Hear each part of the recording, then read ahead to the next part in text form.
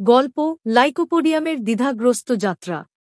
Magrahat trekker স্ট্যান্ডের পাশে ছোট্ট হোমিওপ্যাথি ক্লিনিকটি মানুষের আশ্রয়ের জায়গা হয়ে উঠেছে। প্রতিদিন সেখানে নানা সমস্যা নিয়ে লোক আসে। একদিন এলেন এক মধ্যবয়সী ভদ্রলোক। মুখে অস্থিরতা, চোখে চিন্তার রেখা। বসেই বললেন, আমার পেটটা যেন সবসময় ভারে ভরা থাকে। সামান্য খাওয়ার পরই বুক ফেঁপে ওঠে, ঢেকুর না উঠলে হাঁপ ধরি। অভিযোগ আরও শোনা গেল, ডান দিকের যকৃতের ব্যথা, গ্যাসে ফুলে যাওয়া পেট, সন্ধ্যার দিকে দুর্বলতা ও মাথা ব্যথা। সবচেয়ে বড় সমস্যা তার আত্মবিশ্বাসের অভাব। বাইরে তিনি দৃঢ়ভাবে কথা বলেন, কিন্তু ভিতরে ভেতরে সবসময় ভয়, আমি পারব তো? লোকজন যদি আমার ভুল ধরে? খাবারের বিষয়ে তার বিশেষ ইচ্ছা ও অনিচ্ছা স্পষ্ট। তিনি মিষ্টি খাবারের জন্য আকুল হয়ে থাকেন, তবে গরম খাবার খেলেই গ্যাস বাড়ে। গরম চা পছন্দ, কিন্তু টক খাবার খেলেই হজমের গণ্ডগোল। আবার ক্ষুধা পেলেও অল্প খেলেই ভরা ভরা লাগে।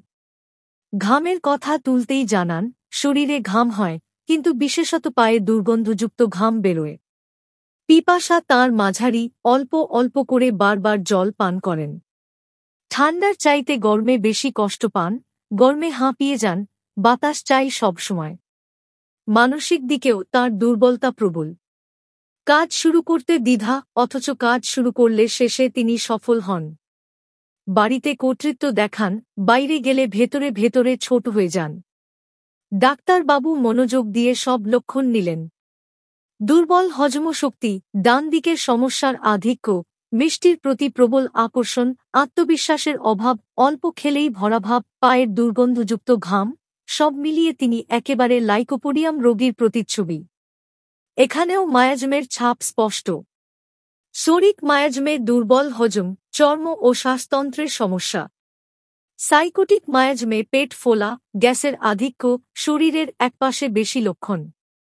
আর সিফিলিটিক মায়াজমে আত্মবিশ্বাসহীনতা, ভেতরের ভেঙে পড়া মন। এই তিন মায়াজম একসাথে রোগটিকে জটিল করে তুলেছে।